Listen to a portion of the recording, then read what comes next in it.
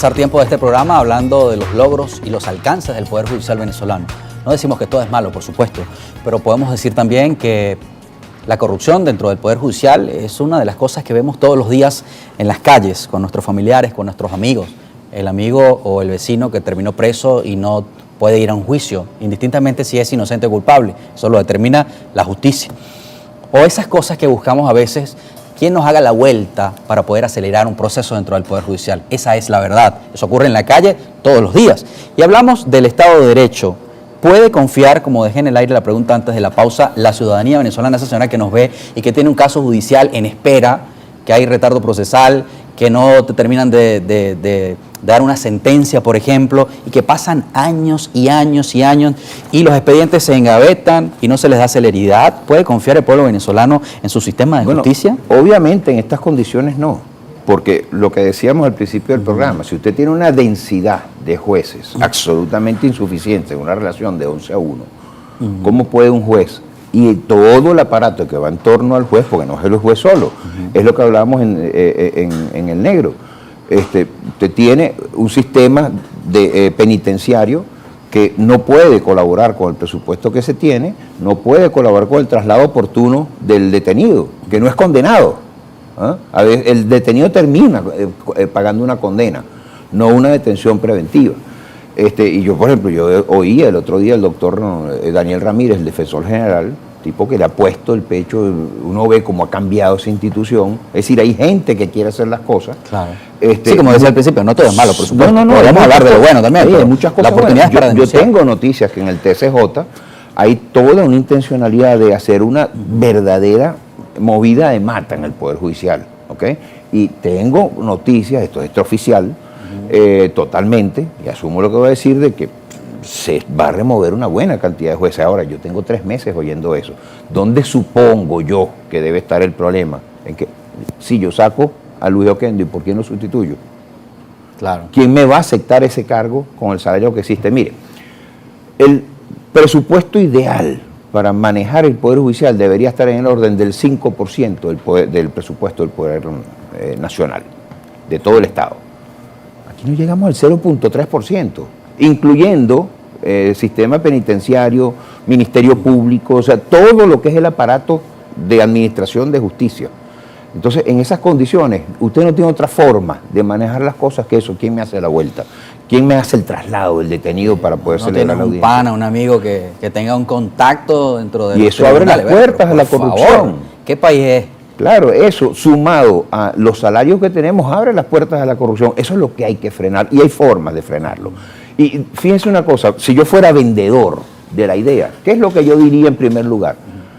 Vamos a dar una razón de por qué modificar el Poder Judicial, en qué beneficia, más allá de la población, que es lo más importante, al gobierno, al Estado, esa modificación del Poder Judicial. Si usted tiene un Poder Judicial transparente, un Poder Judicial creíble, usted tendrá inversiones extranjeras.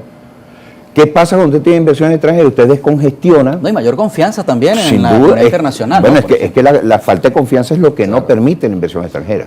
Cuando usted tiene inversión extranjera, usted logra descongestionar el presupuesto nacional. Usted necesita menos funcionarios públicos, el Estado se dedica a lo que tiene que dedicarse y el sector privado se encarga de producir buenos empleos. Usted pone a los sindicatos a pedirle a los patronos págueme bien, y a los patronos le pone a decir a los trabajadores trabájeme bien. Comienza a funcionar el Estado. Otro tema sería también, por ejemplo, la autonomía del juez. En muchos casos también se ha denunciado, incluso en este programa, el tema de la titularidad de los jueces y de qué manera esto se presta para que haya coacción en muchos casos para administrar justicia. ¿Qué puede decirnos sobre el tema? Fíjese, yo creo que la base del Poder Judicial debe estar en la carrera judicial. Esto no es una opinión mía, esto es una disposición constitucional. El funcionario debe estar al servicio del Estado y no de parcialidad política. Y para eso se creó la carrera en sus distintas vertientes. La carrera judicial, la carrera parlamentaria, la carrera en el Ministerio Público, en la función pública. Eso hay que respetarlo. Y eso lamentablemente no está ocurriendo. Porque tenemos 2 jueces, o 3 jueces. Tenemos el juez temporal, que es el que viene a cubrir unas vacaciones. ¿Sí? Eso se entiende. Eso es un estatus totalmente aparte. Tenemos el juez titular, que es el que ingresó a la carrera por concurso, y tenemos el juez provisorio, que es el que se coloca sin hacer el concurso. Que entiendo que en este caso son la mayoría, ¿no? Sí, la inmensa mayoría, lamentablemente. Que el porcentaje de jueces titulares es mínimo. Sí, entonces eso le quita autonomía al juez, le quita seguridad al juez, y a ese juez también hay que darle tranquilidad. ¿Okay? La sentencia 516 del 2016, por allí, de la Sala Constitucional, estableció que hay solamente 2 jueces y el juez titular tiene el acceso a su procedimiento disciplinario, pero el juez provisorio no, él pasa a la comisión judicial y eso no es bueno, con todo el respeto pues a la Uno de los la principios sala. constitucionales, bueno, republicanos nuestros, como nuestra constitución republicana, se refiere a la separación y la independencia de los poderes. ¿De qué manera se puede lograr, desde su experiencia y su opinión, que el Poder Judicial venezolano no sea utilizado como un brazo ejecutor de acciones políticas y que el sistema judicial pueda administrar justicia real y no en favor de los intereses partidistas, particularmente hablando del caso venezolano? Simplemente dándole al juez la carrera, es decir, un juez que es funcionario de carrera. El mismo punto que estábamos Sí, hablando, claro. Para destituirlo usted tiene que decir que incurrió en determinada falta, tiene que seguirse el debido proceso y termina destituido. Ese juez se destituye si se equivocó. Pero ¿qué pasa si no es titular? ¿Si es provisorio? No hay ese debido proceso. ¿Quién puede removerlo? La Comisión Judicial del Tribunal Supremo de Justicia. Entonces, eso es algo que está pesando mucho, claro, y pesa entre los abogados, pesa entre los mismos jueces, porque yo creo que la estabilidad es importante, es muy importante. Y el propio, yo sé que en el TCJ en este momento hay inquietudes sobre este punto. El problema es que también están entrampados con el tema presupuestario. Seguimos en el círculo vicioso. ¿A quién me traigo yo para hacer esta función que realmente lo vaya a hacer bien? ¿Cuáles reformas están pendientes en agenda en el Poder Judicial venezolano? Mire, en la década de los 80, aquí tuvimos una interesantísima iniciativa que el país está en deuda con Pedro Miguel Reyes y ese Consejo de la Judicatura que trabajó allí, porque la consigna era: no toquemos las leyes, toquemos la estructura y la infraestructura. ¿Okay? En aquel momento un juez hacía de todo, cuando le digo de todo era hasta comprar papel toalé del tribunal, todo eso se le quitó al juez a partir de ese momento. Y esa reforma que se montó con ese Consejo de Judicatura fue adecuada y muy bien profundizada al principio del gobierno del presidente Chávez. Inclusive se hizo hasta una depuración, yo no sé si usted se acuerda de lo que fue la Alta Comisión de Justicia. Ahí se sacaron jueces verdaderamente cuestionados y con mucha justificación, y fueron sustituidos por jueces muy buenos.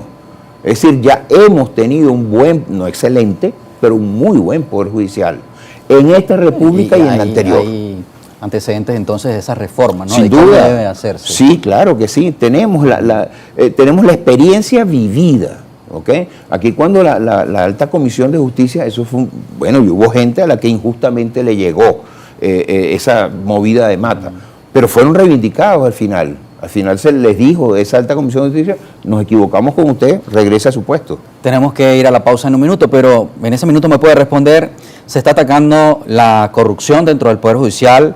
¿Se está atacando el retardo, por ejemplo? ¿Se está atacando la impunidad? Mire, yo le diría que se está atacando con lo que se tiene. ¿Okay? No estamos hablando de falta de deseos de hacerlo, sino de falta de herramientas para hacerlo. O sea, nos arropamos hasta donde nos llegue la cobija. Y realmente la cobija es muy corta. Ese es el gran problema. Si no tenemos una buena cobija. Una mantita, entonces. Sí, es una mantita. Entonces, eso es lo que tenemos que corregir, por Dios. Y para corregirlo, yo entiendo que hay gravísimas dificultades presupuestarias del país como un todo. Eso es verdad. El Estado tiene problemas. Las sanciones, 20.000 razones por las cuales no tenemos el dinero. Sí, la economía ha estado muy distorsionada. Pero la economía no va a arrancar si no modificamos el Poder Judicial. O sea, eso sí lo pueden escribir, lo pueden tener claro. Para tener inversiones en Venezuela, tiene que tener un Poder Judicial transparente. Esa es la razón de los famosos arbitrajes internacionales. Me parece que una de las principales fortalezas de cualquier sistema político